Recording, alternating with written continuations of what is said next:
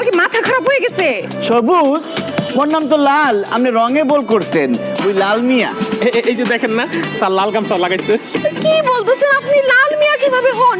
আপনার চেহারা, চোখ, হাত, পা, গাল, গলা সবকিছু হুবহু আমার স্বামী সবুজের মতো।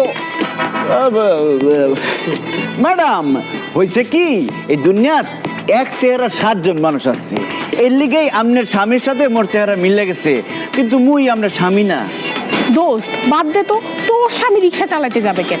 এইটা তোর স্বামী না, চল তো। আচ্ছা দাঁড়ান, আপনি যদি আমার স্বামী না হয়ে থাকেন তাহলে আপনার পাশে যে মোটা লোকটা, সে দেখতে হুবহু আমার স্বামীর সাথে যে মোটা লোকটা থাকে তার মতো, সে তাইলে আমার স্বামীর সেই সহকারীর মতো কেন দেখতে?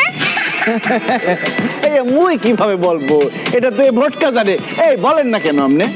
ম্যাডাম এই ভাইয়া একটাকে বললো না একজনের মতো এই দুনিয়ায় 7 জন মানুষ আছে, সেই জন্য মনে হয় আপনার স্বামীর সাথে যে লোকটা থাকে তার ফেসের সাথে আমার ফেসটা মিলে যাচ্ছে। It's a miracle, coincidence. দূর, কি শুরু করলি এসব? বাদ দে তো, চল। আরে আমার জীবন মরণের প্রশ্ন আর তুই চল চল চল চল করতেছিস।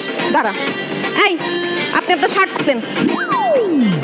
ওমর খোদা, আপনি কি বলতেছেন? মুই শার্ট খুলমু কিরবিন নেই।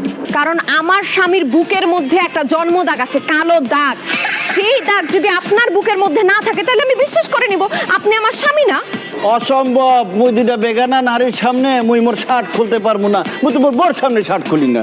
তুই খুলবি, তোর বাপ শার্ট খুলবো। এই না হাত ধরতো না, মুই খুলবো না শার্ট। এই খবরদার, মোর ধরবেন না, মার। দোস্ত, কালো দাগ তো সত্যি সত্যিই আছে। এই সত্যি করে বলেন তো, আপনি কে? ধরা যখন পড়ে গেছি আর মিথ্যা কথা বলবো না শান্তি। আমি লাল মিয়া না, আমি সবুজ, তোমার স্বামী।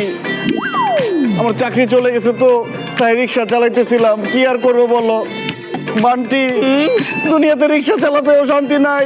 পালাস না কেন?